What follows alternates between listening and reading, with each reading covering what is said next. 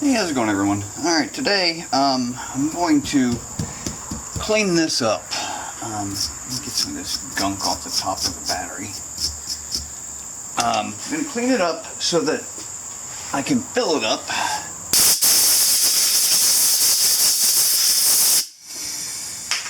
So I can fill it up with water because the levels are real low. I don't know if you can see them. Like this one's way down here.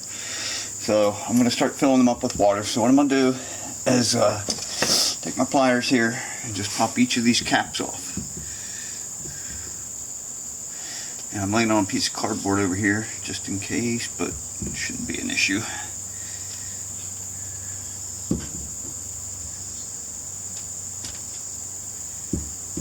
Just in case there's any acid on them by chance. You don't want it getting all over the place.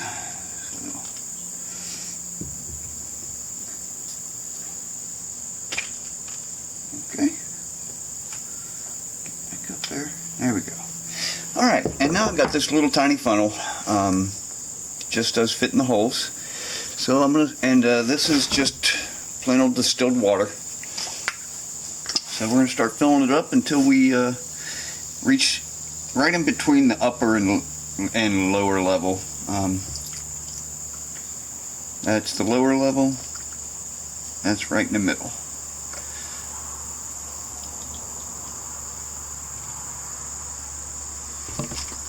Can't see that one very well because it's got a bunch of dirt on it. Oh, last paper towel. Buy some more of those soon, I guess. There we go. Alright, so just a little more.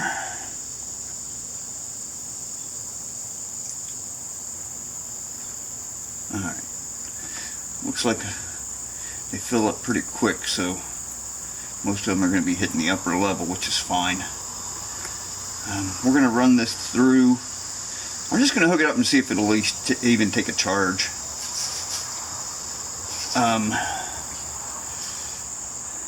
if not, I'll run it through the repair cycle on that little Yamaha 3500. I can't see where that one is. I think it's full.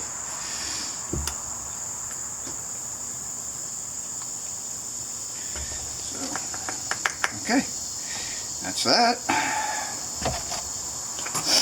Now we just put all our little caps back in.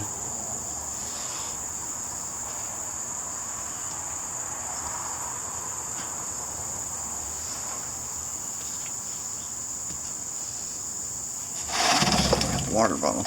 You can see it didn't take very much distilled water at all, so just bare minimum. After I charge it, I may have to add more because what will happen is right now the water is probably not down in all the little spots, so the battery will probably bubble up a little bit.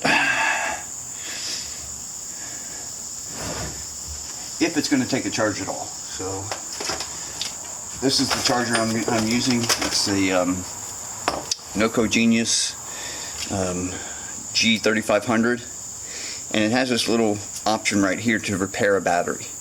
So first I'm just going to hook it up and see if it'll even start taking a charge.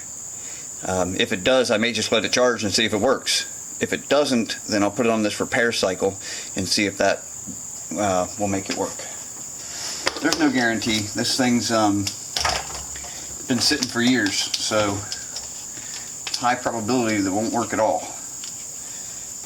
Make sure I get positive on positive here. Negative on negative. And plug it in. Alright, let's see what my battery charger's telling me. Well, look at that. It went to 12 volt normal charge. What I'm watching for is to see if that, and there it is. That little light's starting to blink up, so this may accept a charge. If it wouldn't take a charge, it would normally just have this red light on, or an amber light on right here for the power. But if it's got 12 volt normal and that's blinking, then that means the battery's charging. So I may not even have to run it through a repair cycle. This is 3.5 amps being pushed through here right now. So that'll take a couple hours, but I'm just going to let it sit and charge up, and when I come back out, I'll show you where we're at. Hey, how's it going, folks? It's been about 30 minutes now. I just come out to check on it to make sure it was still getting a charge, and as you can see, the charging light is still on, and it's saying 25%. I'm expecting it to move up to 50% here within the next hour or so, and then we know it's definitely taking a charge. Once we see it jump to the 50%, we know for sure we're all good, and that battery should be okay. So, yep, that's where we're at, and I'm going to go ahead and just let that keep charging. In the meantime, I'm going to start taking this ignition apart and maybe try to get it put back together, and I will show you that. So, catch you on the next one. Okay, it looks like replacing the ignition might be a little easier than I thought. In order to get this bracket off the back, there were 2 screws here, 1 and 2. And when I pulled it off, the cylinder came off and the cover stayed with the back. There we go. So, if you look at them, they look exactly the same. So I think what I'm going to try to do is just put the new cylinder on the old plate and see if it'll work. I don't see why it wouldn't. Everything seems to match up just fine. So, okay. So that only goes on one way, which means this should go on. Yeah, it does. Okay, so there. That's it. Yeah. Alright. Took me a second, but I got it figured out.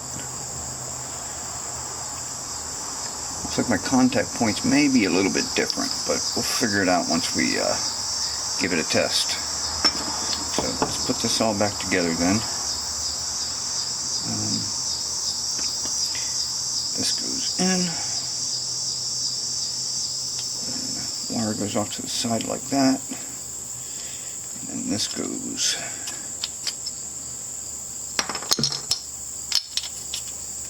I hope this is all getting caught on video. Or, no, I'm too low. Dang it. That's alright.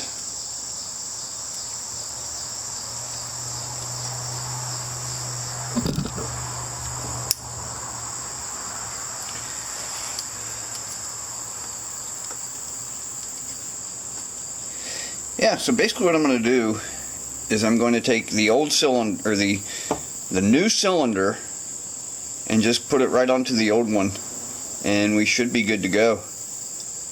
I have no idea if it's going to work or not, but I'm going to try it. So it's either going to work or it isn't. But it's worth a shot. If it works, great. If not, then we'll figure something else out.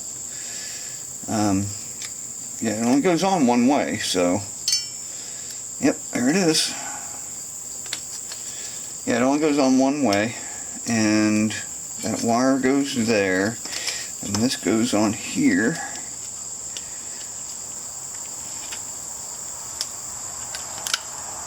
And the whole thing gets screwed together, and that's it. So I'm hoping that works. We'll find out. So I will let you know. Alright, well, I'm waiting on that battery to charge. I think I'm going to remove this pod here. There's nothing in it. There's like a little temperature sensor for the carburetor. That's it. It's just 2 screws, one on the top, one on the bottom. So I think I'm going to just remove it completely. There we go. You know, remove it completely. And I'll stick the little temperature sensor up underneath the gas tank or something. It just doesn't need to be there, that's all I know. This thing is, yeah, it's just 2 screws, one top, one bottom, and you can see it just fell right off. So there we go. Both of the screws are out now, and this thing just pops right off. And as you can see, there's nothing in there but this one little thing. And what that is that's a temperature sensor that goes into the hooks into the carb for cold starting. So let's go ahead and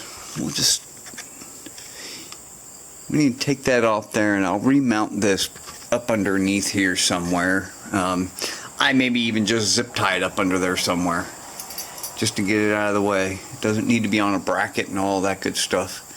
I'll make sure that it's not bouncing against anything, of course. I'll leave the rubber on it. But yeah, that's it. So that's going to remove this pod. Now on the other side, it also has a pod, and this one's the air cleaner. So I'm going to go ahead and see what I can do about replacing it. I don't know. I may leave it here. What a lot of people are doing is they're putting little pod filters on, which is fine as long as you're going to rejet, which I will, because I'm also getting another exhaust. So remember, I'm going to turn this into a bobber. This bike's going to be a bobber when it's all said and done. Rims will be red. The bike for the most part will be black. I haven't decided on what else to do. Alright, so there it is. The pod's gone. I'm still left with a couple bolt holes in the frame. So what I'm going to do is I'm going to hop on Amazon or eBay or something and see if I can find some 10mm bolt hole plugs. And they should be out there somewhere. I may even have some. I'll look through my drawers, but yeah, then I'll just, pop a plug in them and be done. What I don't like is how much neck it shows here. But I think as long as it all stays black, it's really not that bad, and you really just can't. It just kind of all blends in. So I'm just going to leave it that way. That's actually part of the air intake for the carburetors. It goes into the frame up here from the other side. That other pod on the other side. It comes in, goes through the frame, and then down into the carb. Just strange. I don't know why in the world I guess save space. I guess they just wanted to save space, but I could imagine the turbulence it creates in there, unless they've got a tube in there or something. I've never taken it apart, so I don't know. But yeah, that's it. I just want to make sure you saw that, and I'll catch you on the next one.